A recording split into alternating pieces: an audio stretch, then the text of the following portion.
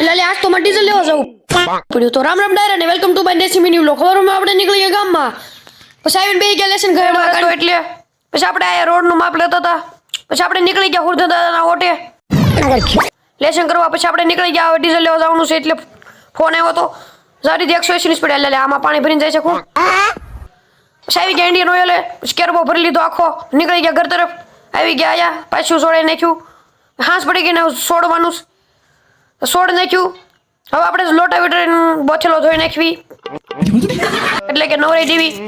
નવરાઈ દીધો ને કસરત કરી નાખી.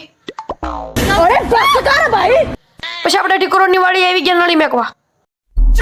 મેક દીધી પાઇપ, નળી પાઇપ એક છે. પછી આપણે બેસી ગયા ડાયનોસોરમાં, ચાલુ કરી નાખ્યું. પછી પાછા બેસી ગયા.